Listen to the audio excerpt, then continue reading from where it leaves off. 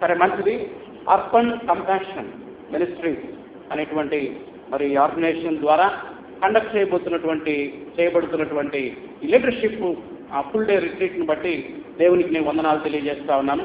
అందులో భాగంగా మీరు కూడా మరి చాలా దూరాల నుంచి మరి వచ్చి మరి ఏదైనా నాయకులంగా మనం ఒకరోజు మరి దేవుని వాక్యం నాయకులకు ఏం బోధిస్తూ ఉంది అనేటువంటి విషయాలు మరి నేర్చుకోవడానికి, ఇంకా నాయకులుగా దేవునిలో ఎదగడానికి మరి ఈ సెషన్స్ మనకెంతో సహాయకరంగా ఉంటాయి. వీఆర్ సర్వింగ్, మనం దేవుని సేవిస్తూ ఉన్నాం ఆయా సంఘాల్లో సంఘ నాయకులుగా. నేనైతే పాస్టర్గా, కొంతమంది ఎల్డర్స్గా, కొంతమంది సండే స్కూల్ టీచర్స్గా, కొంతమంది యూత్ లీడర్స్గా. So we are all leaders of the church. దేవుడు మనల్ని నాయకులుగా ఎన్నుకున్నటువంటి మరి ఈ విధానాన్ని బట్టి దేవునికి వందనాలు చెల్లించాలి. అయితే ఈరోజు మనం నేర్చుకోబోయేది ఏంటంటే హౌ టు సర్వ్ బెటర్, ఎలా దేవుణ్ణి ఇంకా బెటర్గా సేవించాలి.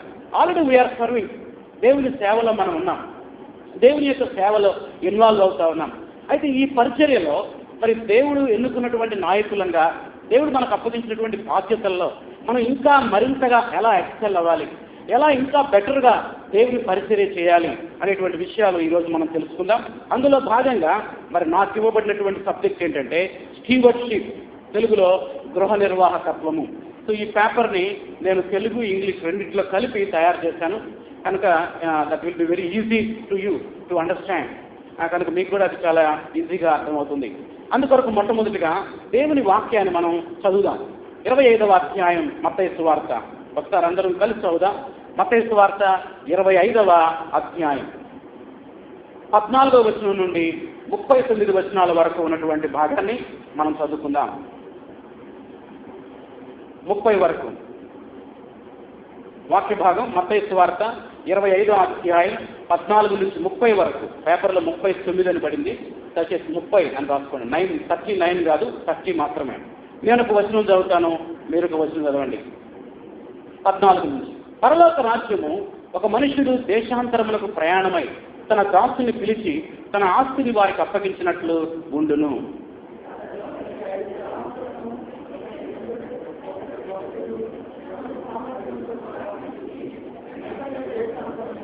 పదహారవ వచనం. 5 తలాంతులు తీసుకుని వాడు వెళ్ళి వాటితో వ్యాపారం చేసి మరి 5 తలాంతులు సంపాదించను. అయితే 1 తలాంతు తీసుకునే వాడు వెళ్ళి భూమి త్రవ్వి తన యజమానుని సొమ్ము దాచిపెట్టెను.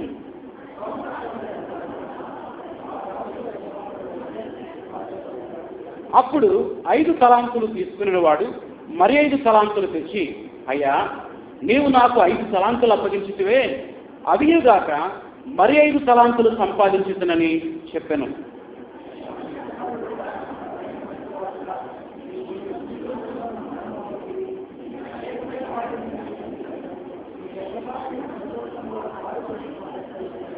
అలాగే 2 తలాంతులు తీసుకుని వాడు వచ్చి, అయ్యా నీవు నాకు 2 తలాంతులు అప్పగించితివే, అవిగాక మరి 2 తలాంతులు సంపాదించుతునని చెప్పాను.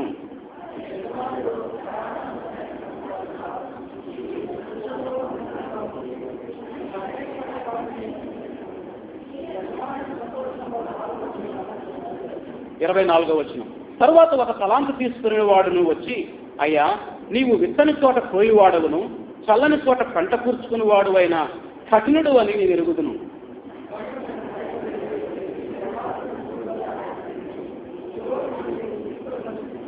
అందుకు అతని యజమానుడు వాడిని చూసి, సోమరువైన చెడ్డదాసుడా, నేను విత్తని చోట కోయివాడను చల్లని చోట పంట కూర్చుకుని వాడనని నీవు ఎరుగుదువా?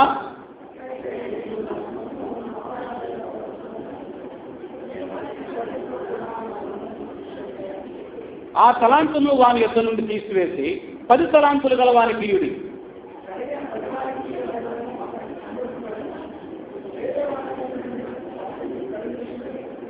వచనం అందరం చదువుదాం. మరియు పనికి వాలిన ఆ దాసుని వెలుపటికి చీకటిలోనికి త్రోసివేయుడి, అక్కడ ఏడ్పును పండ్లు కొరుకుటయో ఉండుమని.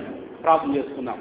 ప్రేమగల తండ్రి, ప్రభువా నీకు వందనాలు స్తోత్రాలు చెల్లిస్తున్నాం నాయన. మరి అర్పణ్ కంపాషన్ మినిస్ట్రీస్ ద్వారా ప్రారంభించబడినటువంటి ఏర్పాటు చేయబడిన ఈ లీడర్షిప్ ఫుల్ డే రిట్రీట్ని బట్టి మీకు వందనాలు. ఆయా ప్రాంతాల నుంచి మరి నాయకుల్ని మీరు నడిపించారు, మీకు వందనాలు తండ్రి.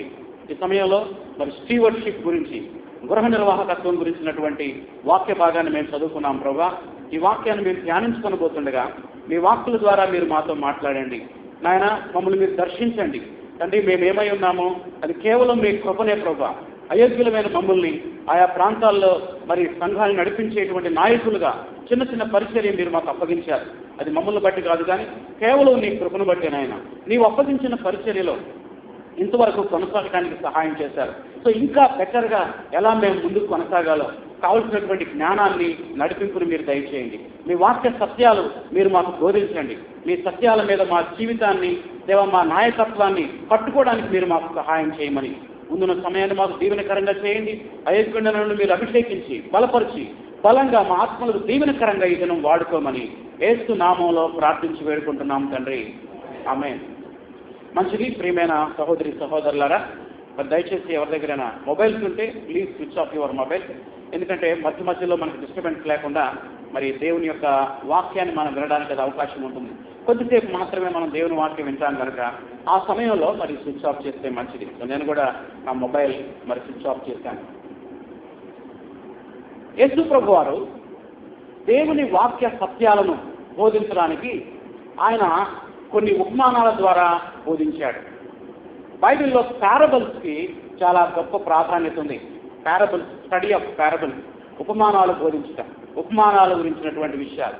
సో ఉపమానం ఏం చేస్తుంది అంటే ఒక సత్యాన్ని విశదీకరిస్తుంది. ఏంటది? ఉపమానం. యేసు ప్రభు ఎందుకు కొన్ని సత్యాలు ఉపమాన రూపంలో చెప్పారు అంటే ఒక సత్యాన్ని సత్యంగా చెబితే అంత కరెక్ట్గా అంటే కరెక్ట్ వేలో రైట్ వేలో కనుక డైరెక్ట్గా చెబితే అది క్లియర్గా ప్రజలకు అర్థం కాదు. కాబట్టి ఆ సత్యాన్ని ప్రజలు సరైన విధానంలో గ్రహించినట్లుగా యేసయ్య చిన్న చిన్న కథల రూపంలో చెప్పేవాడు, ఎగ్జాంపుల్ ద్వారా చెప్పేవాడు. ఎగ్జాంపుల్, ఉదాహరణకి. అయితే మనం చాలాసార్లు ఇంటర్ప్రిట్ చేసేటప్పుడు మనం పొరపాటు చేస్తూ ఉంటాం. ఉపమానంలో ఉన్న సత్యాన్ని మనం గ్రహించకుండా ఉపమానాన్ని హైలైట్ చేస్తూ ఉంటాం అన్నమాట. ఒక ఎగ్జాంపుల్ చెప్తాను. తప్పిపోయిన కుమారుడు ఉపమానం ఉంది. ఈ ఉపమానంలో ఉన్నటువంటి సత్యం ఏంటి? ఏ సత్యాన్ని బోధించడానికి యేసయ్య కథ చెప్పాడు?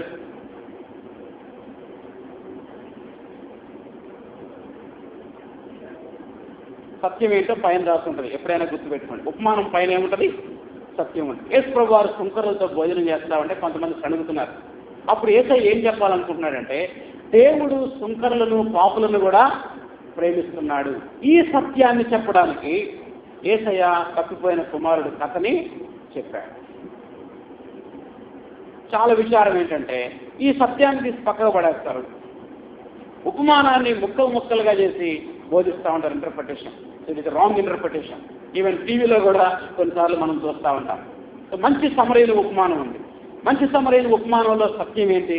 నిన్ను వలె నీ పొరుగు వారిని ప్రేమించు. దాన్ని తీసి పక్కకు పడేసి ఆ ఉపమానాన్ని ముక్కలు ముక్కలుగా చేసి టీవీలో ఒక బోధకుడు చెప్తా ఉన్నాడు. ఈ మధ్య యెరూషలేము నుండి యెరికోకు పోతున్నాడయ్యా, మరి ఆయన పరిశుద్ధతలో నుంచి పాపంలో దిగిపోయాడని చెప్తున్నాడు.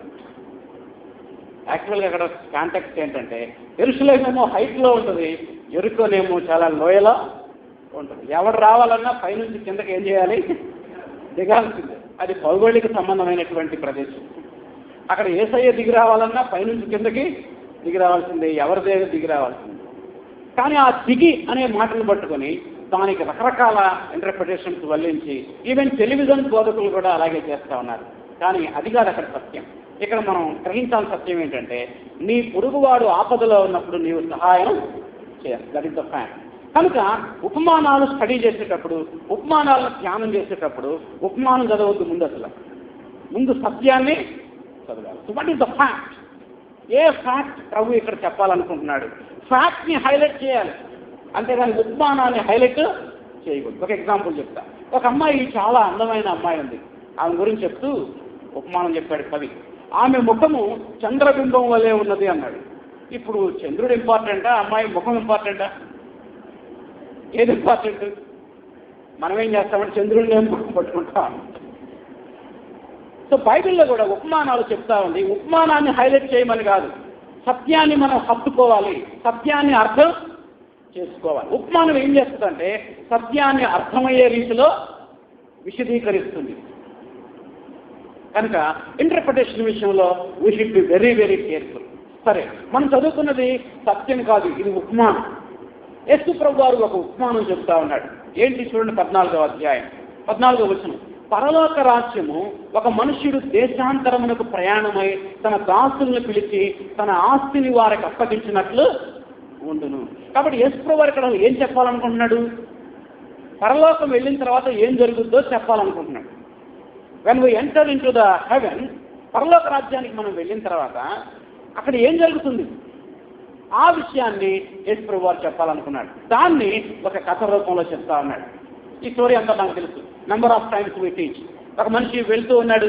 వెళ్తూ ముగ్గురిని పిలిచి, ముగ్గురికి ఒకరికి 1000 రూపాయలు, ఒకరికి 500, ఒకరికి 100 రూపాయలు ఇచ్చాడు. మన భాషలో చెప్పాలి. ఆయన వెళ్ళి తిరిగి వచ్చేసరికి 1000 రూపాయలు వాడు 2000 చేశాడు, 500 వాడు 1000 రూపాయలు చేశాడు, ఆ 100 రూపాయలు వాడేమో భూమిలో దాన్ని పాతి పెట్టాడు. ఆయన మళ్ళీ తిరిగి వచ్చి అడుగుతున్నాడు, ఏమయ్యా పోయేటప్పుడు నీకు 1000 రూపాయలు ఇచ్చాను కదా, ఏం చేస్తావు దాన్ని, తిరిగి నాకు దాన్ని లెక్క చెప్పుకొని అంటున్నాడు అన్నమాట. కనుక ఇక్కడ సత్యం ఏంటంటే, when we enter into the heaven, పరలోక రాజ్యం మనం వెళ్ళిన తర్వాత ఇక్కడ మనందరం నాయకులుగా ఉన్నాం. నీకు ఒక సండే స్కూల్ పరిచయం అప్పగించాను కదా, ఏం చేసావు నువ్వు, గివ్ మీ అకౌంట్ అని అడుగుతాడు. ఎవరు? ప్రభు అయినా యేసుక్రీస్తు. ఎక్కడ? పరలోక రాజ్యానికి వెళ్ళిన తర్వాత. Yes, your a pastor in the church. నువ్వు సంఘంలో సంఘ కాపరి కదా, నీకు ఒక సంఘాన్ని అప్పగించాను. గివ్ మీ అకౌంట్, లెక్క చెప్పు, ఏం చేసావు దాన్ని. నీకు ఒక వరం ఇచ్చాను, దాన్ని ఏం చేశావు. ఒక గిఫ్ట్ ఇచ్చాను, నీకు ఒక మ్యూజిక్ టాలెంట్ ఇచ్చాను, దాన్ని ఏం చేస్తావు. దానితో ఎంతమందికి ప్రయోజనకరంగా చేశారు. One day God is going to ask accountability for you and me. మనల్ని ఒకరోజు దేవుడు లెక్క అడుగుతాడు. అది ఈ ఉపమానం యొక్క సత్యం. కాబట్టి మనం ఏం చేయాలి? ఆ మొదటి వాడు ఏ విధంగా ఇంప్రూవ్ చేశాడో, రెండో వాడు ఏ విధంగా ఇంప్రూవ్ చేశాడో, మనం కూడా దేవుడు మనకిచ్చినటువంటి దేన్నైనా, అది ఏదైనా సరే, దాన్ని మనం ఇంప్రూవ్ చేయాలి, దాన్ని అభివృద్ధి చేయాలి, దాన్ని కాపాడాలి. ఒకరోజు దేవుడు దాని విషయమై ఏమడుగుతాడు? లెక్క అడుగుతాడని జాగ్రత్తగా ఉండాలి. ఒకవేళ దాన్ని ఇంప్రూవ్ చేయకుండా దాచిపెట్టేసామనుకోండి, ఏమొస్తుంది? పనిష్మెంట్ వస్తుంది. వాడికేమో ప్రమోషన్, వీడికేమో డిమోషన్ వచ్చింది. ఉన్నదాని నుంచి కూడా దేవుడు తీసేశాడు. ఏమన్నా చివరికి వాడికి శిక్ష విధించాడు అనమాట. అక్కడ ఏడుపును పండ్లు కొరుకుటి ఉండును. 30వ వచనం. పనికి మాలిన ఆ దాసుని వెలుపటికి చీకట్లో తోసేయండి. అక్కడ ఏముంటుంది? ఏడుపును పండ్లు కొరుకుట ఉంటుంది. దీని అర్థం ఇది నరకం అని కాదు. ఒక క్రిస్టియన్ లీడర్ నరకానికి వెళ్ళడు, మరి ఎక్కడికి వెళ్తాడు? పరలోకానికి వెళ్తాడు. అయితే దేర్ ఈజ్ పనిష్మెంట్, అక్కడ శిక్ష కూడా ఉందని అర్థం. ఒకటే, దేవుడు మనకు అప్పగించిన పనిలో మనం ఫెయిత్ఫుల్గా ఉంటే we got promotion. If we are not faithful what God entrusted us, దేవుడు ఏదైతే మనకు అప్పగించాడో దానిలో నమ్మకంగా లేకపోతే వి గాట్ డిమోషన్. ప్రమోషన్ కాదు మనకు వచ్చేది, ఏమొస్తుంది? డిమోషన్. వాడు ఏమన్నాడు? వాడి రూపాయి కూడా తీసి ఆ 10 తలాంతులు గల వాడికి ఇవ్వండి అంటాను. సో దిస్ ఇస్ ద ఉపమానం, ఇది పారబుల్. సో ఈ పారబుల్లో ఉన్నటువంటి మెయిన్ సత్యం, what is the key fact ఏంటంటే, one day we should give accounts to God. ఒకరోజు దేవునికి మనకు అప్పగించిన పని విషయమై లెక్క అప్పచెప్పాలి అనేది this is the key truth. This is the key truth of this fact. సరే, మంచిది. మీకు ఇచ్చినటువంటి పేపర్ని మనం చూద్దాం. స్టీవర్డ్షిప్ అనేటువంటి పేపర్ మీకు ఇవ్వడం జరిగింది, దానిలోకి వెళ్దాం. సో ఈరోజు మనం మాట్లాడుతున్నటువంటి సబ్జెక్ట్ ఏంటంటే స్టీవర్డ్షిప్, గృహ నిర్వాహకత్వము. ఏంటిది? గృహ నిర్వాహకత్వం. దీన్ని నేను 2 సెషన్స్లో తీసుకుంటాను. ఫస్ట్ సెషన్లో కొంత భాగాన్ని, సెకండ్ సెషన్లో మిగిలిన భాగాన్ని నేను తీసుకుంటాను.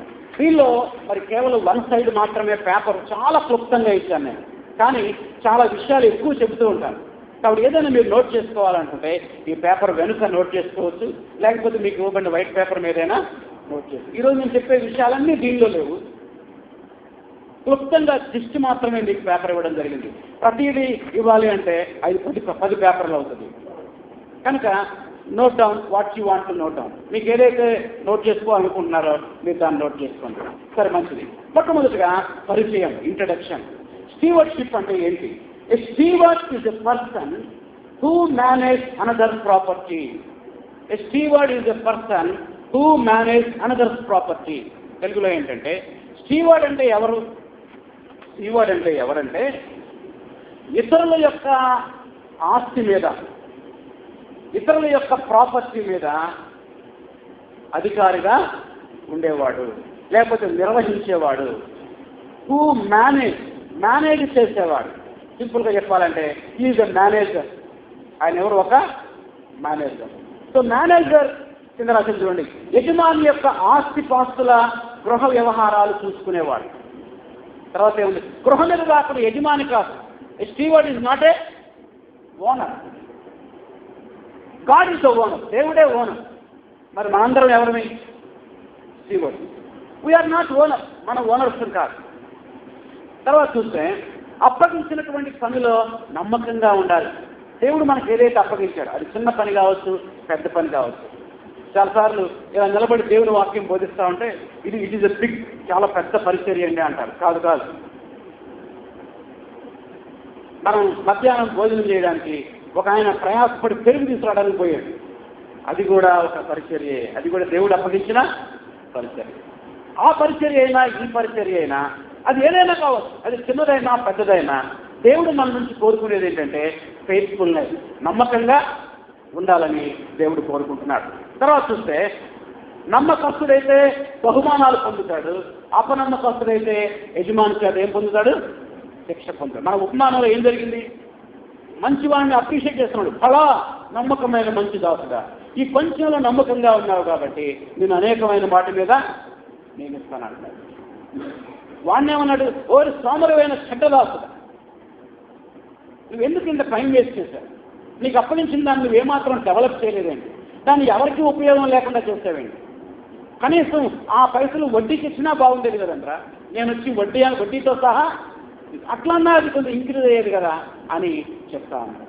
సో కాబట్టి ఎవరైతే ఫెయిత్ఫుల్గా ఉన్నారో వాళ్ళకి ప్రమోషన్, ఎవరైతే అన్ఫెయిత్ఫుల్గా ఉన్నారో వాళ్ళకి డిమోషన్. వాడి దగ్గర ఉన్నది కూడా తీసి వేరే వాడికి ఇచ్చాడు.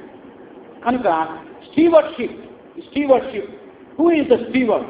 స్టీవర్డ్ అంటే ఎవరంటే తనది కాని దాని మీద అతను ఆ కార్యక్రమాన్ని నిర్వహించేవాడు. ఇంకో మాట చెప్పు సింపుల్గా, ఆర్టీసీ కండక్టర్ గారు ఉన్నారండి, ఆయన దగ్గర చాలా పైసలు ఉంటాయి. అవన్నీ ఆయనయా? కాదు. మరి నేను చిన్నప్పుడు బస్సులో ప్రయాణం చేస్తూ ఉంటే చాలా డబ్బులు ఉంటే అనుకునేవాడిని, అప్పుడు ఇన్ని పైసలు ఉండే ఈయన దగ్గర అనుకునేవాడిని. నాకు తెలియదు సాయంత్రం మరి లెక్క చెప్పాలని. ఇప్పుడు కండక్టర్ గారు ఏం చేస్తారు? మరి ఈవినింగ్ అయిందంటే డ్యూటీ దిగి బస్సు అక్కడ పడేసి వెళ్ళి మొత్తం లెక్క అప్పచెప్పాలి.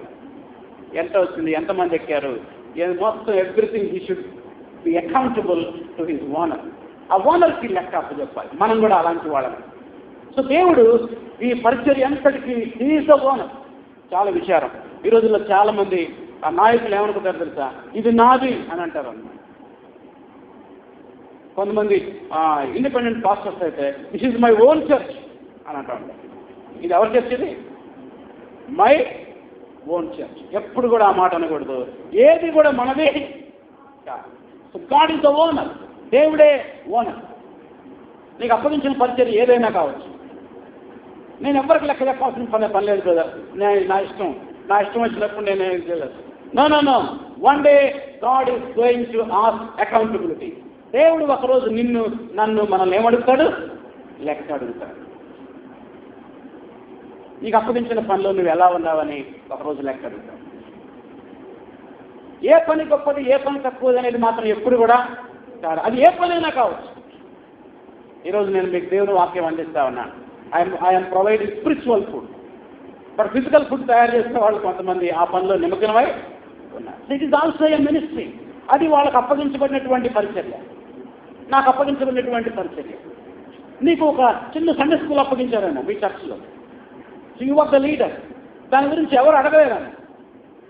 కొన్ని సంఘాల్లో అయితే మంత్లీ లేకపోతే ఇయర్లీ రిపోర్ట్ అడుగుతూ ఉంటారు. రిపోర్ట్ చెప్పండి అని.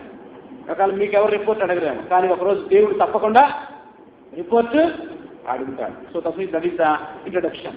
కాబట్టి ఇప్పుడు మనం అందరం కూడా we are all the steward. Who is the owner? God is the owner. దేవుడే దానికి ఓనర్. మనమందరం ఎవరంటే మనందరం గృహ నిర్వాహకులం అంటే గృహాన్ని నిర్వహించేవాడు గృహ నిర్వాహకుడు అంటే సింపుల్గా గృహాన్ని ఏం చేసేవాడు? నిర్వహించేవాడు. గృహాన్ని మీద మేనేజ్ చేసేవాడు. గృహ యజమాని యొక్క ఆస్తిపాస్తుల వ్యవహారాలు, రాబడి ఎంత, పోబడి ఎంత, మరి పంట ఎంత ఇంటికి వచ్చింది, మరి ఎంత పోతుంది, ఎంత ఖర్చు అవుతుంది, కూలీలకి జీతం ఎంత ఇచ్చాము, కైకులు ఎంత ఇచ్చాము, ఇవన్నీ కూడా అకౌంట్స్ అన్ని చూసుకునేటువంటి వాడు ఈజ్ ద స్టీవర్డ్. సరే, నెంబర్ 2 పాత నిబంధనలో గృహ నిర్వాహకత్వము. సో ఈ సబ్జెక్ట్ గురించి ఓల్డ్ టెస్టిమెంట్ ఏం చెప్తా ఉంది అనే విషయాన్ని మొట్టమొదటి చూద్దాం. థియలాజికల్గా అంటే వేదాంత కోణంలో మనం ఈ యొక్క సబ్జెక్ట్ని మనం చూద్దాం. So what is the stewardship in the old testament? పాత నిబంధనలో స్టీవర్షిప్ గురించి ఏమైనా ఉందా? స్టీవర్షిప్ అనగానే మన కొత్త నిబంధన మాత్రమే గుర్తొస్తుంది. ఎందుకని? కొత్త నిబంధనలోని యేసయ్య ఇటువంటి ఉపమానాలు చెప్పాడు Chandrababu. But there is a lot of information, a lot of messages given in the Old Testament. Praise the Lord. దాన్ని బట్టి దేవుని స్తుతించాలి. పాత నిబంధనలో కూడా గృహ నిర్వాహకత్వం గురించి ఎంతో వివరంగా రాయబడింది. పాత నిబంధనలో గృహ నిర్వాహకత్వం గురించి 3 ఫ్యాక్ట్స్ ఉన్నాయండి. ఎన్ని ఫ్యాక్ట్స్ ఉన్నాయి? 3. దయచేసి ఇది మన మనసులో ముద్రించుకోండి. ఫ్యాక్ట్ నెంబర్ 1 ఈ నోట్లో రాశాను. God is the owner of everything. That is the fact number 1. ఈ భూలోకంలో ఉన్నటువంటి ప్రతి దాని మీద ఓనర్ ఎవరు? దేవుడే. God is the owner. చదువుదాం అవసరం. ఎక్కడ చూడండి, కీర్తన గ్రంథం 24వ కీర్తన. కీర్తన గ్రంథం 24వ కీర్తన మొదటి వచనం నేను చదువుతున్నా చూడండి. భూమియు దాని సంపూర్ణతయు లోకమును దాని నివాసులను ఎవరంట? యెహోవావే. భూమి దాని సంపూర్ణత, లోకము దాని నివాసాలు ఎవరివి? యెహోవా. ఈ జాగ నాది, ఇది నేను కొనుక్కున్నా, ఇది నేను కట్టుకున్నా అంటాం మనం. But Bible says, the old testament says, పాత నిబంధన ఏం చెప్తా ఉందంటే, ఓల్డ్ టెస్టిమెంట్ చెప్పేటువంటి ఫ్యాక్ట్ ఏంటంటే, నువ్వు కొనుక్కున్నది ఏది కూడా నీది కాదు. మరి ఇది ఎవరిది? దేవుడిది. దేవుడు ఎప్పుడు రమ్మంటే అప్పుడు వదిలిపెట్టిపోవాలి. నువ్వు అంతే. పోయేటప్పుడు మోసుకెళ్తావా మన జాగాని? మోసుకెళ్ళి. The God is the owner of everything. ఆ మాట రాశాను నేను. ఎవ్రీథింగ్ ఓనర్ ఎవరు? దేవుడే. హగ్గై గ్రంథం 2వ అధ్యాయం. ఈ రిఫరెన్స్ రాసుకోండి అక్కడ, అది రాయలేదు నేను. హగ్గై గ్రంథం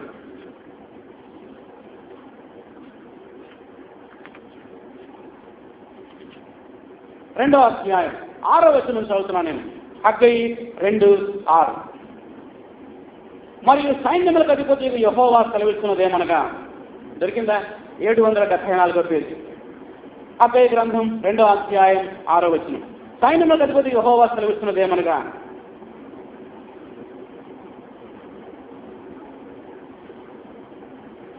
ఇంకా కొంతకాలం ఇంకొక మారు ఆకాశము భూమిని సముద్రము నేలను కంపింపజేస్తున్నాం. 7వ వచనం అండర్లైన్ చేసుకోండి. నేను అన్ని జనులందరినీ కదిలింపగా అన్ని జనులందరి యొక్క ఇష్ట వస్తువులు తేబడును. నేను ఈ మందిరాన్ని మహిమతో నింపు. అయ్యో, ఈ మందిరం ఎట్లా కట్టాలని భయపడుతున్నారు అందరూ. అప్పుడు దేవుడు అన్నాడు, మీరు ఎందుకు భయపడతారు? అన్ని జనుల యొక్క సొమ్మంతా తీసుకొచ్చి ఎక్కడ పెడతారంట? ఈ మందిరంలో పెట్టండి. ఇక్కడ మందిరం కట్టుకుంటున్నారు. ఈ సంగతి, ఈ మందిరానికి పైసలు ఎక్కడి నుంచి వస్తాయి? దేవుడు అంటున్నాడు, అన్య జనుల యొక్క సొమ్మంతా తీసుకొచ్చి ఇక్కడ పెడతాను అంటున్నాడు. ఇప్పుడు చూడండి, 8వ వచనం కీ వస్తున్నాం. వెండి నాది, పేజీ తిప్పండి. ఎవరిది? వెండి నాది. తర్వాత బంగారం నాది. ఇదే సైన్యములకు అధిపతి యెహోవా. ఒక అన్య స్త్రీ ముక్కుకు పెట్టుకున్నటువంటి ఆ బంగారం కమ్మి ఆమె అనుకుంటుంది ఇది నాది అనుకుంటున్నాను. దేవుడు అంటాడు, నీది కాదక్క, ఇది నాది. అక్కడ మందిరం కడుతున్నారు, నువ్వు తీసుకెళ్ళి ఆ ముక్కని అక్కడ పడేయాలంటున్నాడు. So who is the owner of gold and silver? God is the owner of gold and silver. మనం అనుకున్నా మన చేతికి పెట్టుకున్న రింగుని చూసి ఇది నాది అనుకుంటున్నాం. ఇది ఎవరిది? దేవుని.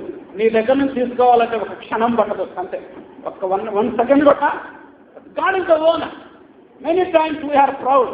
చాలాసార్లు మనం గర్విస్తూ ఉంటాం, ఇది నాది, ఇది నాది, ఇది నాది. నో, ఏది కూడా మనది కాదని బైబిల్ చెప్తా ఉంది. సో పాత నిబంధన గృహ నిర్వాహకత్వం గురించి చెప్పే మొట్టమొదటి సత్యం ఏంటంటే, God is the owner of everything. ప్రతిదీ కూడా దేవుడే. నెంబర్ 2, ఫ్యాక్ట్ నెంబర్ 2 చూడండి నోట్స్లో. God's people are responsible for the management of God's resources. మళ్ళీ చదువుతాను. God's people are responsible for the management of God's resources.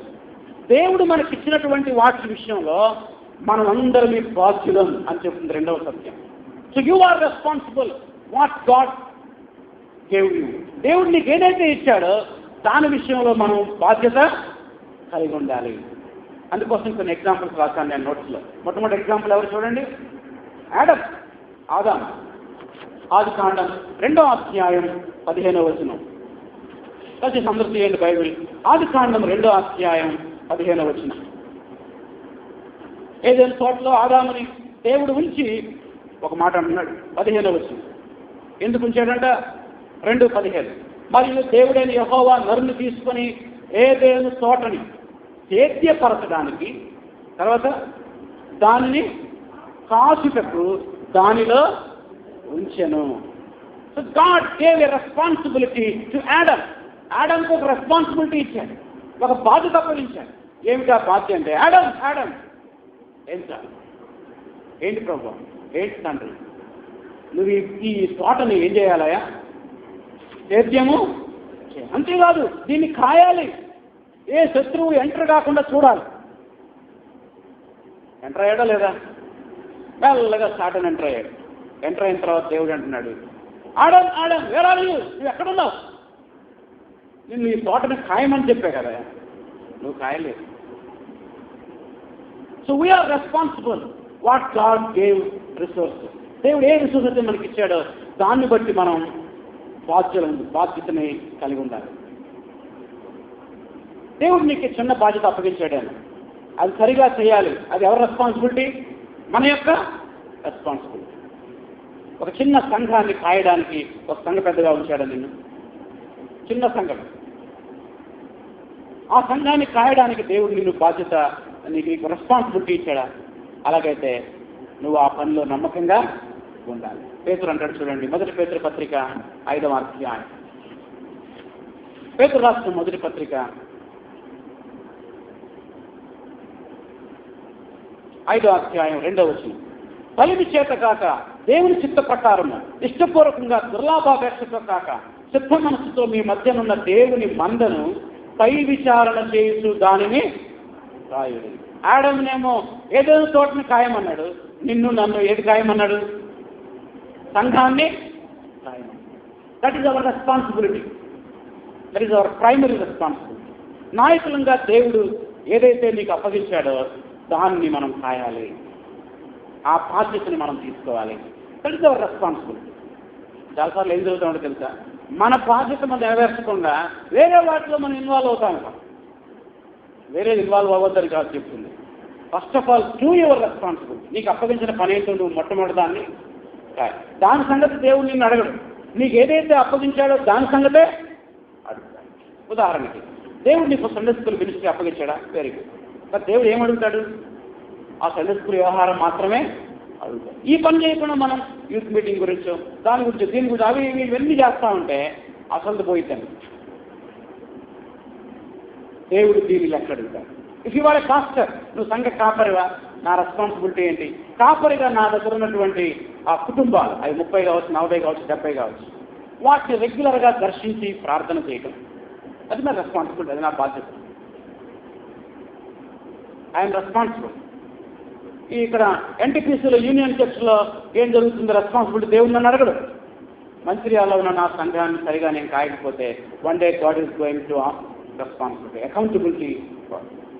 So we should be faithful. Adam అడుగుతున్నాడు, ఆడమ్మా నిన్ను ఏదైనా తోటలో ఉంచావు, నువ్వు ఎక్కడున్నావు? What are you doing there? ఏం చేస్తున్నావు? నీకు పని చెప్పా కదా. ఏం చెప్పావు సార్? ఈ తోటను ఏం చేయాలి? సెకండ్ ఎగ్జాంపుల్ ఏం రాశాను? శాంసంగ్ 16వ అధ్యాయం 21వ వచనం. న్యాయాధిపతుల గ్రంథం 16వ అధ్యాయం 21వ వచనం. The book of judges chapter 16 16:21.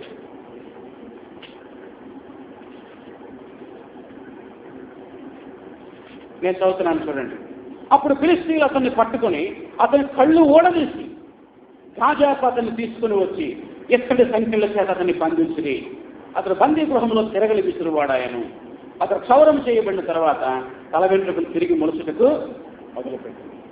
దేవుడు శాంసన్కి అద్భుతమైన బలాన్ని ఇచ్చాడు, స్ట్రెంత్ ఇచ్చాడు. ఆ స్ట్రెంత్ ఎవరిచ్చారు? శాంసన్. దేవుడే ఇచ్చాడు. ఎందుకు ఇచ్చాడు తెలుసా? అతను ఇశ్రాయేలుకి న్యాయాధిపతిగా ఉంటూ శత్రువుల నుంచి తన ప్రజలని ఏం చేయాలని? కాపాడాలని. రక్షించాలని. So God gave a responsibility to Samson. మరి ఏం చేశాడు ఈ brother?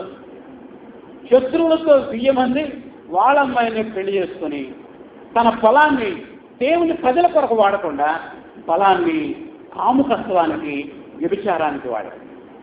Who is the responsible? Responsible ఎవరు? శాంసనే. దానికి తగిన శిక్షను మనం చూస్తాం. చూడండి 21వ వచనం. ఫిలిష్తీయులు పట్టుకొని కళ్ళు ఓడలిశారు. ఏ కన్ను అయితే మోహపు చూపు చూసిందో ఆ కన్నును బయటికి బైబిల్లో ఉంది. శాంసన్ 16:4 పిమ్మటప్పుడు షోరేకు లోయలో డెలీలా అనే స్త్రీని ఏం చేశాడంట? మోహించను, ప్రేమించను కాదు. ఏం చేస్తాడు? మోహించినటువంటి ఆ కళ్ళు పీకేసేలా దేవుడు చేశాడు. He is the responsible. He is the responsible. ఇతడు సంఖ్యల చేత బంధించాడు, తిరగలు విసిరేవాడయ్యాడు. తన పొలాన్ని దేవుని పరిచర్యకు వాడటానికి బదులుగా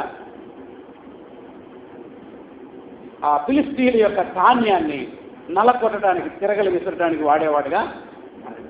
సో డియర్ లీడర్స్, నాయకులంగా ఉన్నటువంటి మనం, దేవుడు మనకు అర్పించినటువంటి బలం కావచ్చు, అది బాధ్యత కావచ్చు, ఏదైనా సరే ఒక వరం కావచ్చు, అది మనం దేవుని పరిచర్య కొరకు వాడాలి. దాన్ని దుర్వినియోగం చేసే అవకాశం ఉంది, అద్వినియోగం చేసే అవకాశం కూడా ఉంది. శాంసన్ దాన్ని దుర్వినియోగం చేశాడు. అందుకే అతను లెక్క అప్పచెప్పేశాడు. దేవుని శిక్ష అతను కొని తెచ్చుకున్నాడు. It is a warning for you and me. నీకు నాకు ఇది ఒక హెచ్చరికగా ఉంది. శాంసన్ లైఫ్ చూసి అరే దుర్మార్గుడు ఇట్లా చేశాడా అని అంటాం కాదు, కానీ we should be very careful. మనం ఆ విషయంలో చాలా జాగ్రత్తగా. థర్డ్ ట్రూత్, పాత నిబంధనల 3వ సత్యం ఏంటో చూద్దాం. Giving is worshipful response to God. ఈ స్టీవర్షిప్ లో ఉన్న 3వ సత్యం ఏంటంటే దేవుని పరిచర్యకి ఇవ్వడం అనేది ఆరాధనాపూర్వకమైనటువంటి గృహ నిర్వాహకత్వం అంట. Giving is worshipful response to God. దేవునికి మన యొక్క స్పందన ఏంటో తెలుసా? దేవుడు మనకి ఇచ్చిన దానిలో తిరిగి మళ్ళా దేవునికి ఇవ్వటం. ఎగ్జాంపుల్ యాకోబుని మనం చూద్దాం. ఆదికాండం 28వ అధ్యాయం 22వ వచనం. ఆదికాండం 28వ అధ్యాయం 22వ వచనం. 28-22. మరియు స్తంభముగా నేను నిలిపిన ఈ రాయి దేవుని మందిరమగును, మరియు నీవు నాకు ఇచ్చే యావత్తులో 10వ వంతు నిశ్చయముగా నీకు ఏం చేస్తాను? చెల్లిస్తాను అంటున్నాడు. యాకోబు తండ్రి ఇంటి నుంచి పారిపోతున్నప్పుడు ఆ రాత్రిపూట ఒక చిన్న పండ్రాయి తీసుకొని తలగడగా పెట్టుకొని పడుకున్నాడు. ప్రార్థన చేస్తున్నాడు. దేవా, ఇదిగో ఒక్క కర్రతో నేను కట్టి తీసుకొని వెళ్తున్నా, వచ్చేటప్పుడు నన్ను దీవిస్తే, ఆశీర్వదిస్తే నేను నీకేం చేస్తానంటే నువ్వు నాకు ఇచ్చిన దాంట్లో 10వ వంతు నీకు ఇస్తానంటున్నాడు. అంటే దేవునికి ఇవ్వడం అనేది కంపల్షన్ కాదు, అంటే బలవంతంగా ఇచ్చేది కాదు. With the attitude of worship, it is also a worship. Giving to God, దేవుని పరిచర్యకి ఇవ్వడం అనేది అది ఒక ఆరాధనగా దేవుడు పాత నిబంధనలో చూస్తాడు. So there are 3 facts in the Old Testament. పాత నిబంధనలో 3 సత్యాలు చూస్తాం. చెప్తారా ఒకసారి ఆ 3 ఏంటో? What is the first? Number 1, God is the owner of everything. Haggai గ్రంథం చెప్తా ఉంది, కీర్తనలు చెప్తా ఉంది, దేవుడే సమస్తమునకు ఓనర్. మనం ఎవరు? We are all stewards. మనం స్టీవర్డ్స్. కానీ ఓనర్ ఎవరు? దేవుడు. రెండోది ఏంటి? God's people are responsible for the management of God's resources. దేవుడు మనకి ఇచ్చినటువంటి ఆ రిసోర్సెస్ ని మేనేజ్ చేసే విషయంలో వీఆర్ రెస్పాన్సిబుల్. దానికి బాధ్యత మనమే. బాధ్యులం ఎవరు? మనమే. దేవుడు నిన్నే లెక్క అడుగుతాడు. నేను అదేం లేదు బ్రదర్, అంతా ఆళ్ళు చేశారు బ్రదర్, నాకేదో యూత్ మీటింగ్ అప్పు చెప్పారు కానీ అసలు నన్ను ఏం చేయలేదు బ్రదర్, అంతా ఆళ్ళ మూలం గిట్టు జరిగింది, వీళ్ళ మూలం. No no no, you are the responsible. What gave you God entrusted you. దేవుడిని ఏదైతే అప్పగించాడో దానికి నువ్వే లెక్క అప్పు చెప్పాలి. శాంసన్ నువ్వు ఎందుకు అయ్యా అంటే వాళ్ళ మూలంగా సార్ వీళ్ళ మూలంగా లేదు. You are responsible. What God gave to you. What is the number 3? Giving is worshipful response to. So పాత నిబంధనల నుంచి సో ఈ యొక్క గృహ నిర్వాహకుల్ని ఇద్దరిని ఈరోజు మనం చూద్దాం. ఎంతమందిని? ఇద్దరు. Number 1, Joseph, familiar character. మొట్టమొదటి మనకు అందరికీ తెలిసిన క్యారెక్టర్ని మనం చూద్దాం. చూడండి, మొట్టమొదటి వ్యక్తి పొతీఫర్ గృహంలో యోసేపు. చూద్దాం, బైబిల్ చూడండి. ఆదికాండం 39వ అధ్యాయం ఆదికాండం 39వ అధ్యాయం.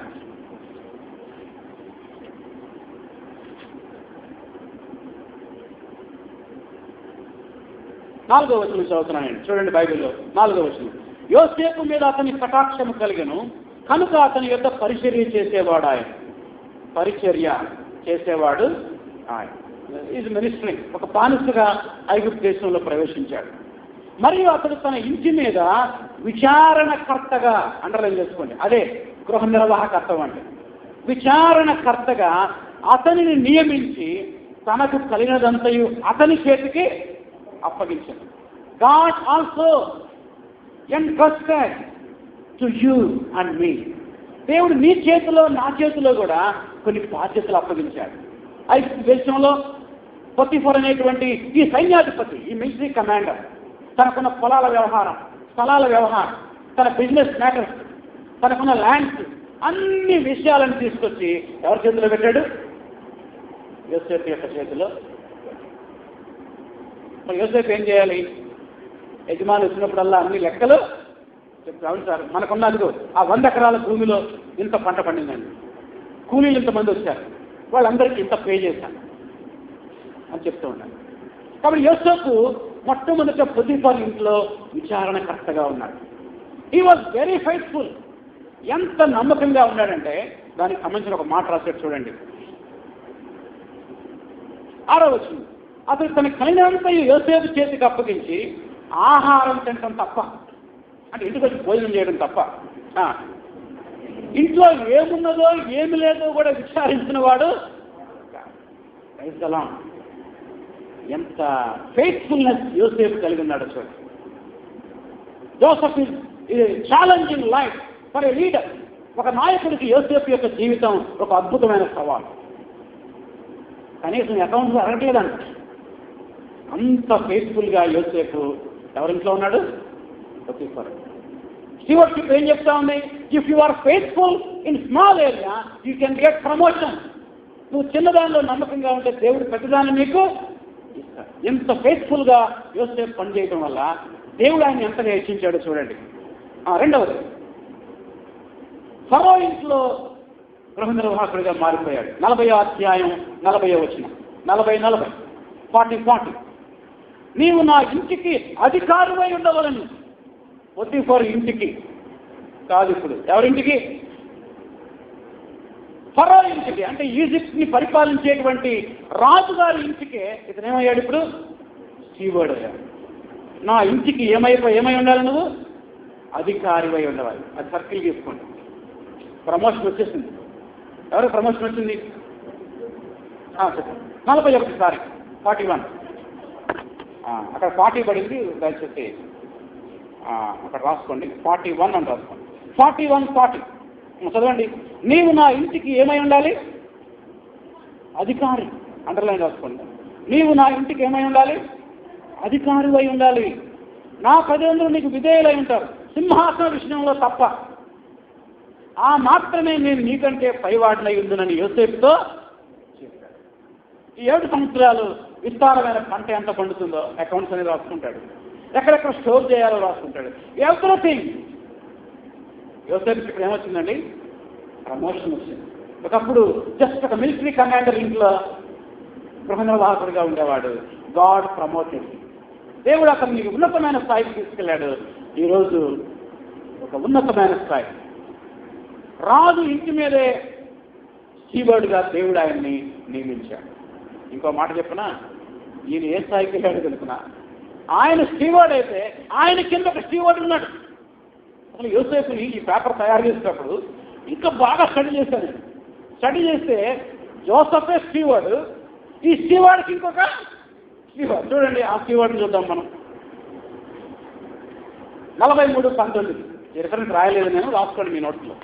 43:19 చదవండి. వారు యోసేపు గృహ నిర్వాహకుని యొద్దకు వచ్చి, యోసేపే ఒక గృహ నిర్వాహకుడు, ఇప్పుడు యోసేపుకి ఎవరున్నారంట? ఆయన కింద కూడా కొంతమంది ఎవరున్నారు? గృహ నిర్వాహకుడు. Steward became owner. ఈ స్టీవర్డ్ ఓనర్ అయ్యాడు. ఈ స్టీవర్డ్ కింద ఇంకొక అట్లా వండర్ఫుల్ ప్రమోషన్. ఎంత అద్భుతమైన ప్రమోషన్. అండర్లైన్ చేసుకుని పెన్నుతో ఆ మాట. వారు యోసేపు గృహ నిర్వాహకుని యొద్దకు, ఈ గృహ నిర్వాహకుడు పొతీఫర్ కాదు, ఎవరికి మరి? యోసేపుకే. ఈరోజు మిమ్మల్ని ప్రోత్సహిస్తా ఉన్నా, if you are faithful in small ministry, దేవుడు అప్పగించిన చిన్న సంఘంలో, చిన్న పరిచర్యలో నమ్మకంగా ఉంటే, దేవుడు బడా నమ్మకమైన మంచి దాసుగా, ఈ కొంచెంలో నమ్మకంగా ఉన్నావు కాబట్టి అనేకమైన వాటి మీద it is a positive example. Number 2, negative example కూడా ఒకటి చూద్దాం. ఏం ఎగ్జాంపుల్ ఇది? నెగిటివ్. ఓల్డ్ టెస్ట్మెంట్ లో మరొక గృహ నిర్వాహకుడు ఉన్నాడు. ఇతని పేరు షప్నా. ఏం పేరు ఇతని పేరు? షప్నా. ఎప్పుడు మీరు విన్నారా ఈ పేరు? విన్నవాళ్ళు చేయొచ్చండి. షప్నా అనే పేరు.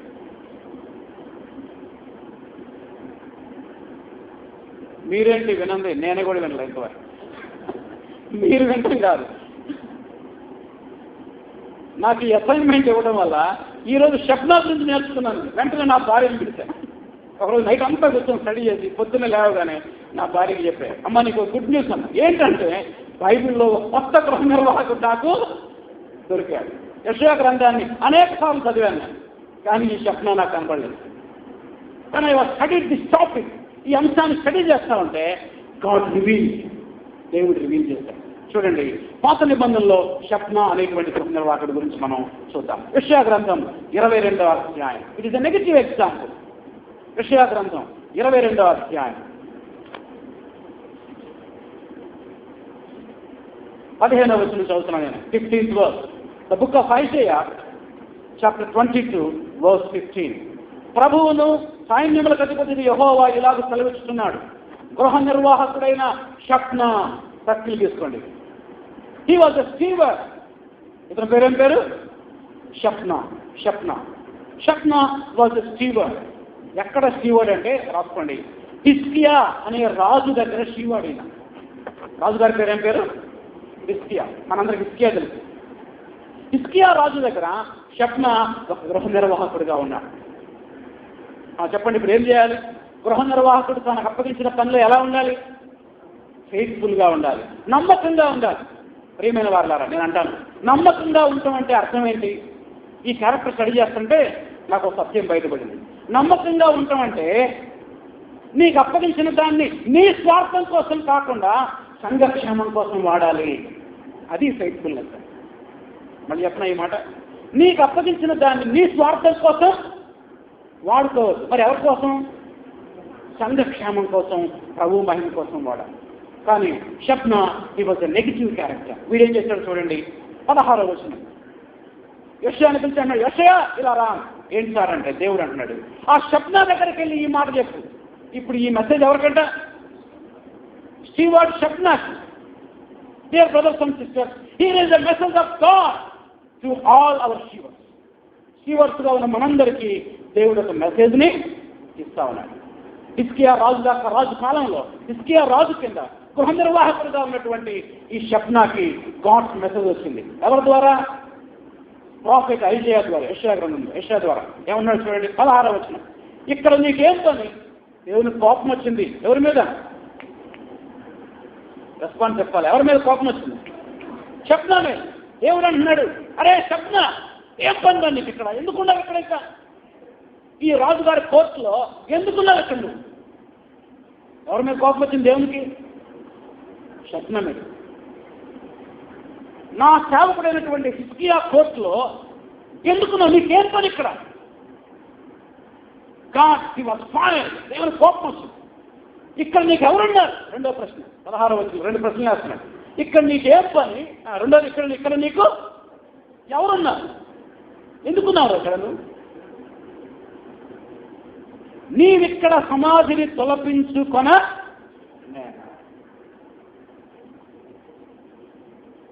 వాడు చచ్చిపోకముందే పిరమిడ్ కట్టుకుంటున్నాడు. పిరమిడ్. ఈజిప్ట్లో ఏం కట్టుకుంటారు రాజులు?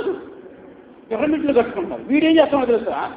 యెరూషలేములో ఐగుప్తీయుల పిరమిడ్లను చూసి ఇవాళ ట్రెజరర్, డబ్బులన్నీ వీడి దగ్గర ఉంటాయి అన్నమాట. ఎవరి దగ్గర? షప్నా దగ్గర. ఈ డబ్బుల్ని రాజ్య సంక్షేమం కోసం వాడకుండా వాడు చచ్చిపోయిన తర్వాత వాడి శవాన్ని ఆ పిరమిడ్లో ఉంచడానికి కాస్ట్లీ పిరమిడ్ కడుతున్నాడు. Costly pyramid. నేను అనుకుంటా బహుశా వీడు రత్నాలతో కడుతున్నాడేమో, ఏ రాళ్లతో కడుతున్నాడు పిరమిడ్. దేవుడికి కోపం వచ్చింది. నీకు అప్పగించేటువంటి సొమ్ము నీ స్వార్థం కోసం, నీ ఫ్యూచర్ కోసం వాడుకుంటావంటారా? ఎందుకు కట్టుకుంటున్నావు అక్కడ నువ్వు? నీకెవరున్నారా ఇక్కడ అన్నాడు దేవుడు.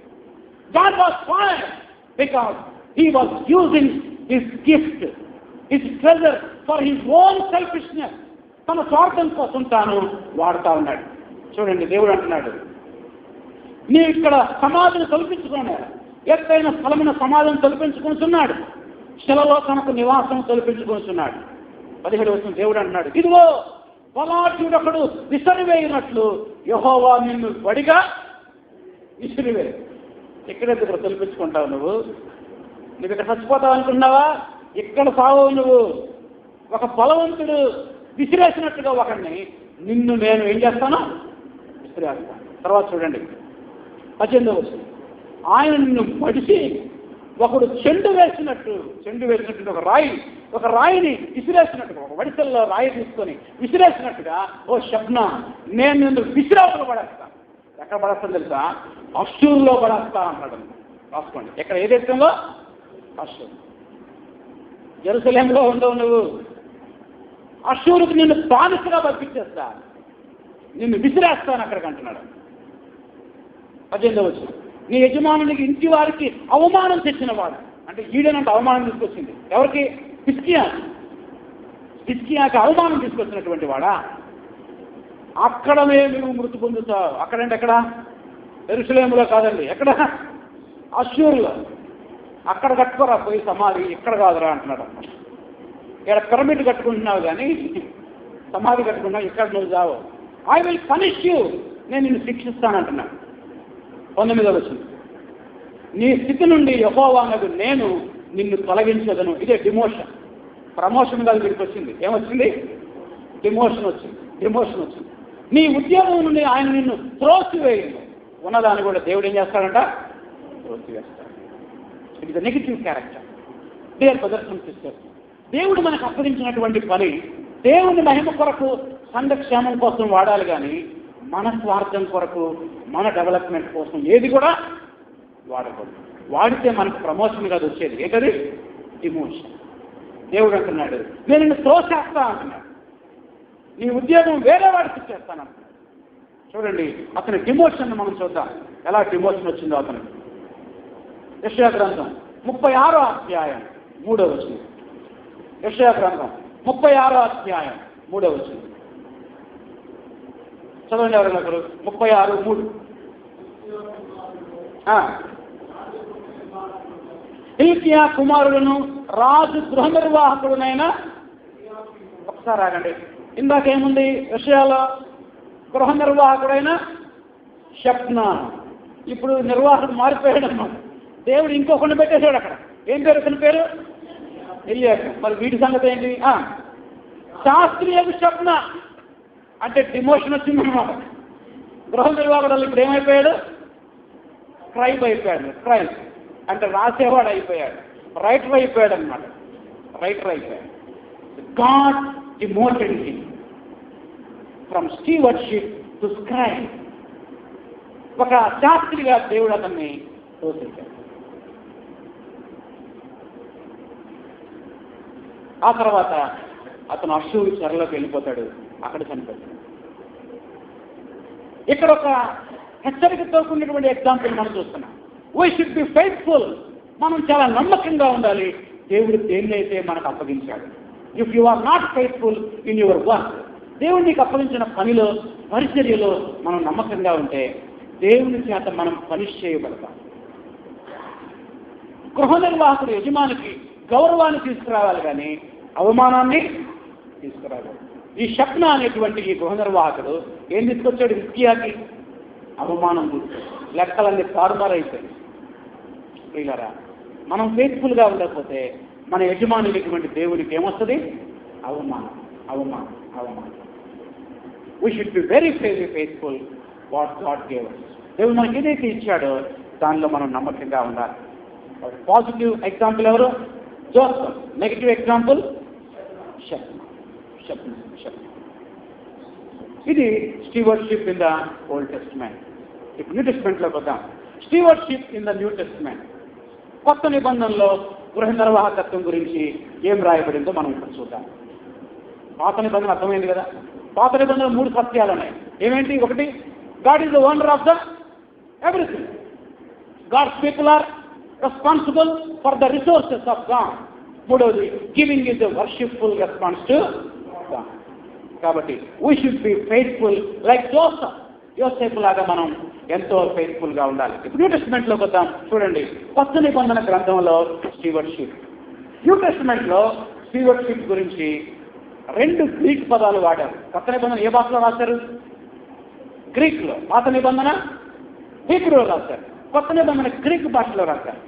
ఈ గ్రీక్లో 2 పదాలు వాడారంట. అంటే గృహ నిర్వాహకుడు, గృహ అనే మాట ఎక్కడెక్కడైతే ఉందో కొత్త నిబంధనలో అక్కడ 2 పదాలు వాడారు. ఒకటి, మొట్టమొదటి పదం ఏంటంటే ఎపిట్రోపో. ఎపిట్రోపో, EPITROPOS. అంటే అర్థం ఏంటంటే ఏ గార్డియన్. గార్డియన్ గార్డియన్ గార్డియన్ అంటే ఏంటి తెలుగులో? సంరక్షకుడు. సో కొత్త నిబంధనలో గార్డియన్ అనే మాట వాడారు. ఎపిట్రోపోస్ అనే గ్రీక్ పదం వాడారు. ఇంకో మాట రాస్తాను ఇక్కడ నేను, క్యూరేటర్. క్యూరేటర్ అంటే ఎవరో అర్థం రాస్తా, మ్యూజియం ఇన్ఛార్జ్ పర్సన్ అన్నమాట. పాత పురాతనమైనటువంటి వాటిని భద్రపరిచేటువంటి గది ఉంటుంది కదా మ్యూజియం. ఆ మ్యూజియం కూడా ఇన్ఛార్జ్ ఉంటాడు. దానిలో చిన్న పుస్తకం పోయినా వీడి లెక్క అప్పచెప్పాలి. Museum in charge. So we are all the in charge of God.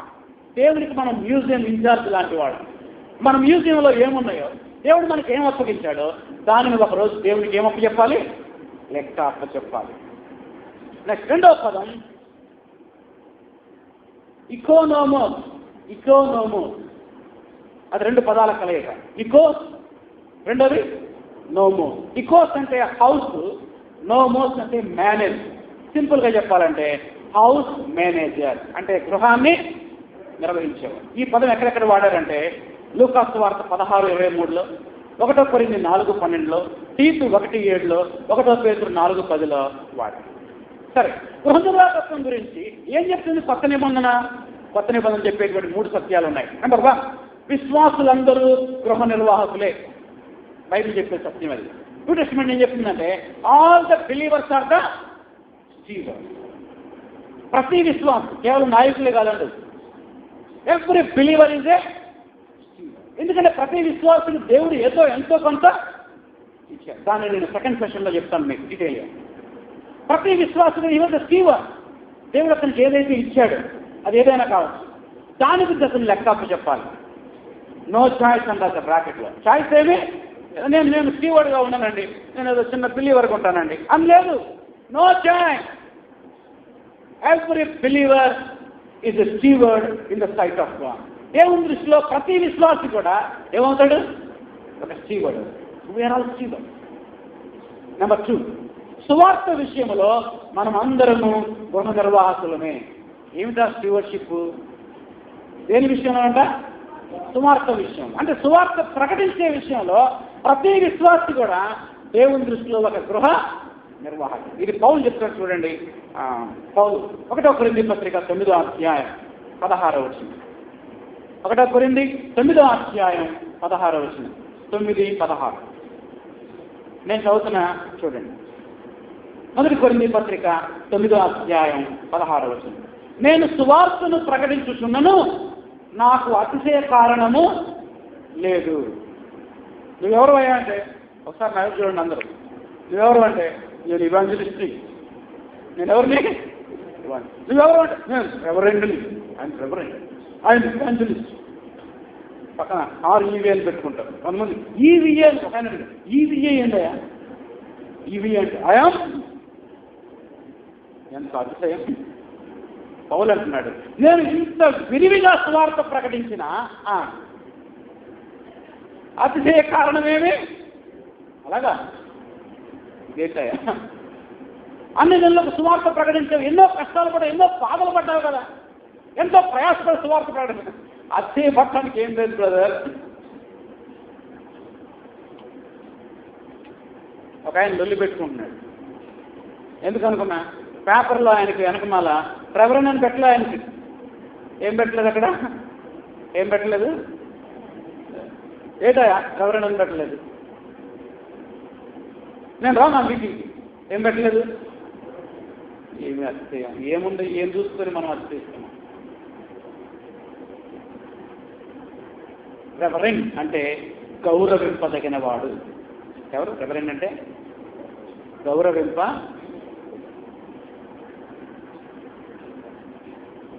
అతను పరిచయం చేసేటప్పుడు పరిచయం చేయాలి. Is reverend so and, is reverend so and, is brother. నేను బ్రదర్ ఇలా, ఐఎమ్ నాట్ బ్రదర్, ఐఎమ్ కము. భక్తి గారు ఏం పెట్టుకున్నాడు పక్కన? బ్రదర్.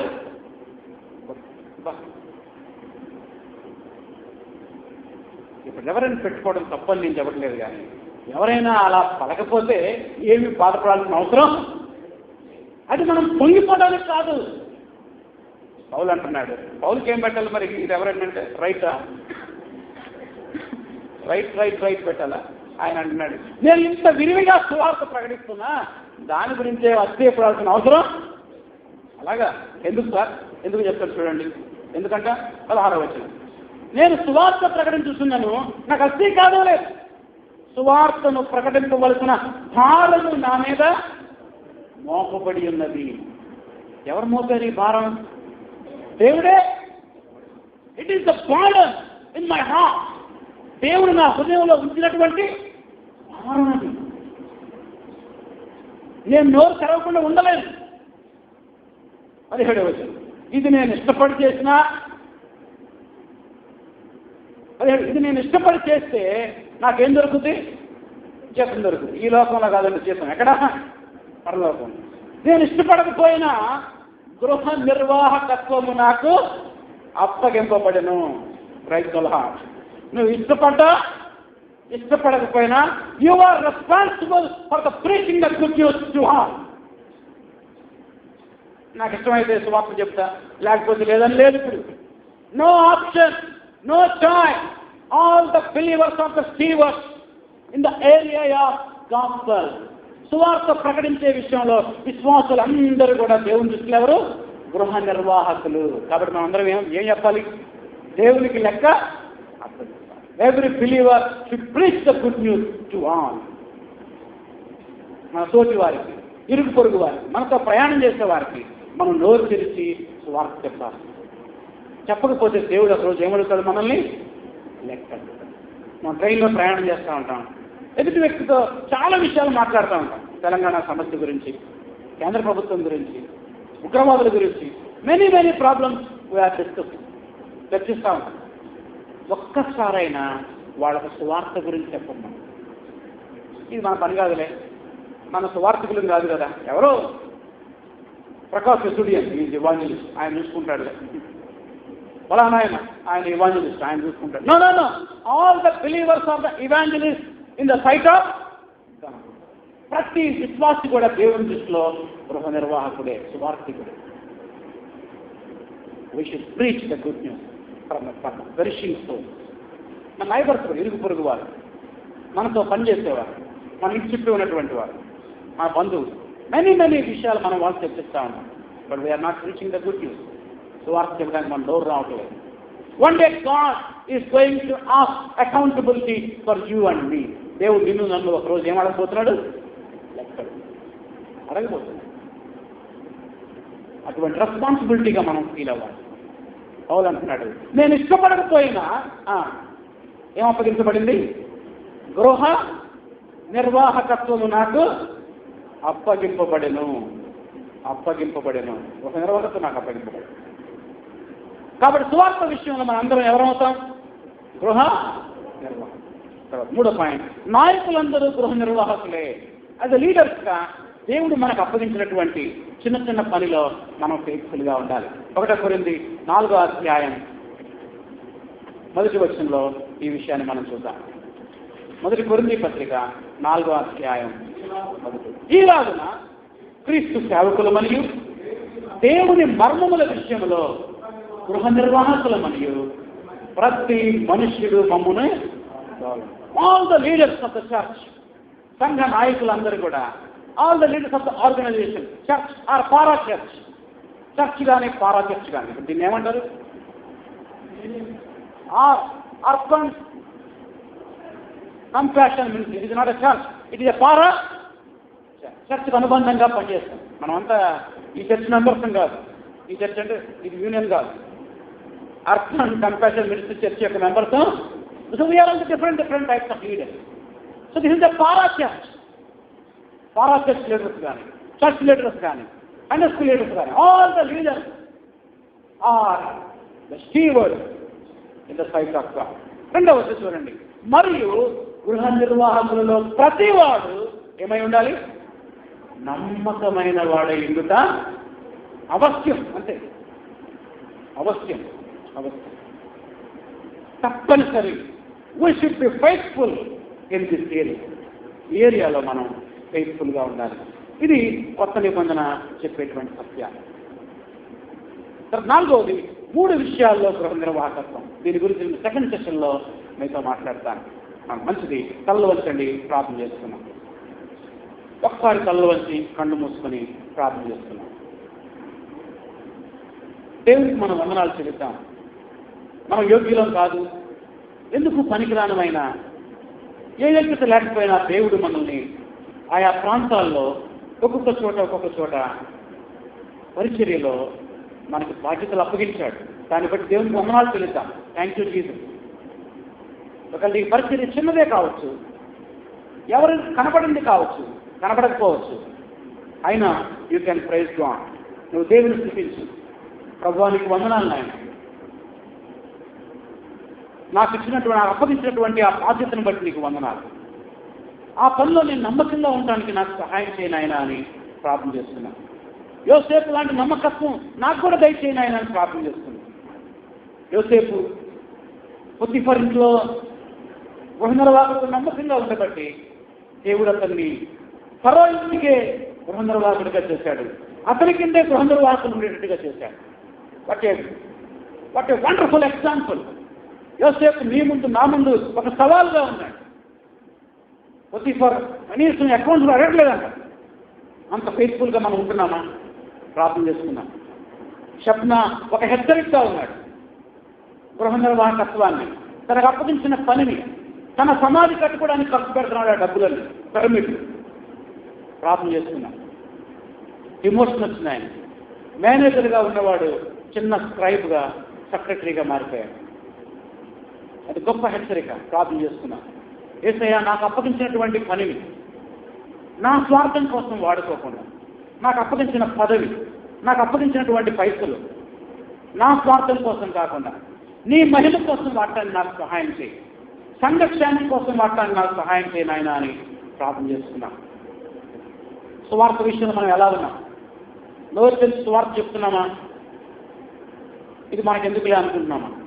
ఇది మన పని కాదనుకుంటున్నాం.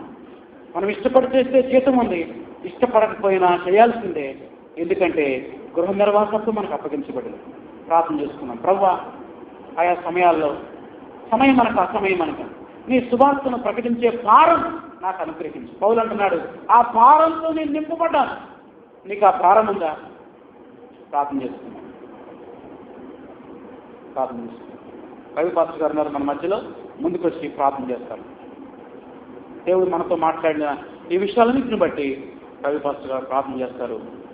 మనం కూడా అన్నతో కలిసి ఏకీభవిద్దాం. ప్రార్థన చేస్తున్నాం. యోసేపు లాంటి నమ్మకత్వం నాకు కూడా దయచేయను ఆయన అని ప్రార్థన చేస్తున్నాం. ప్రార్థన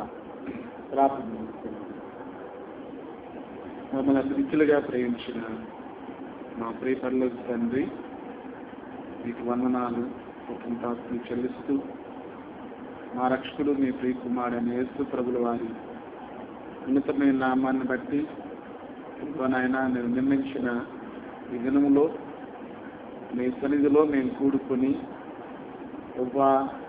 నాయకుని గురించి, నాయకులకు ఉండవలసిన లక్షణాలను, మరి మంచి గృహ నిర్వాహకులుగా ఉండే విషయాల గురించి మీరు రాస్తుండవు నాయన. మరి పాత కొత్త నిబంధనల నుండి ఉదాహరణలతో ప్రభువా మరి మా ముందు తీసుకొచ్చిన మీ మాటల కొరకాయి వందనాలు చెల్లిస్తున్నాం. నేటి దినాల్లో గృహ నిర్వాహకులుగా ఉన్నవారు తమ బాధ్యతలను ఎరగకుండా మా ప్రభువా జీవిస్తున్న దినాల్లో ఆయన ఉంటే మరి అతిగా కానీ లేక పూర్తిగా వ్యతిరేకంగా కానీ ఉండేటువంటి దినాల్లో మేము ఉన్నాము. ఒక మంచి గృహ నిర్వాహకులు ఏ విధంగా ఉండాలో యోసేపు జీవితం ద్వారా మాకు అనుకూలంగా మరి ఆ విధంగా ఉండటానికి యోసేపులాగా ఆయన ఎక్కడున్నా ప్రభువా ఇంట్లో ఉన్నా మరి మా ప్రభువా సింహాసనం మీద ఉన్నా జైల్లో ఉన్నా మా ప్రభువా ఎంతో నమ్మకస్తుడిగా ఉన్నాడు తండ్రి. మరి ఏ పరిస్థితుల్లో ఉన్నా మేమందరం మంచి గృహ నిర్వాహకులుగా నమ్మకంగా జీవించడానికి సహాయం చేయండి. ఒక తలాంతు వారిలాగా లేక శబ్నాలాగా నాయన ఉన్నది ఊడబెరికేసేటువంటి స్థితిలో ప్రభువాని ఎదుట నిలబడాల్సి వచ్చినప్పుడు సిగ్గుముఖంతో కాకుండా తలలెత్తుకొని ఎదుట నిలబడేటువంటి యోగ్యతను ప్రభువా మేము కాపాడుకుంటూ మీ సహాయం దయచేయండి. మేము కావలి కాసే మీరు మాకు ఇచ్చిన ప్రతి పనిలో ప్రభువా మరి మంచి గృహ నిర్వాహకులుగా ఉండటానికి మీ కృపను మాకు దయచేయమని ప్రార్థన చేస్తూ ఎప్పుడన్నా వాక్యం మా హృదయాల్లో ఫలింపు చేయమని ప్రార్థన చేస్తున్నాం. మరి రెండో సెషన్లో మిగతా విషయాలు నిరాశలు మాట్లాడినట్టుగా నాయన మీరు ఇంకను మీ ఆత్మ చేత బలపరిచి మరి స్పష్టంగా అర్థమైనట్లుగా అందరూ గ్రహించినట్లుగా నిరాశను మీరు వాడుకోమని వేడుకుంటూ ఇంతవరకు మీరు మాకు ఇచ్చిన సమయాన్ని బట్టి మేము స్తుతిస్తూ ముందున్న సమయాన్ని కూడా మమ్మల్ని మీ చేతులకు అప్పచెప్పుకుంది. యేసుక్రీస్తు ప్రభుల వారి జీవమైన నామములో ప్రార్థన చేసి అడిగి వేడుకుంటున్నాం తండ్రి. ఆమేన్. ఆమేన్.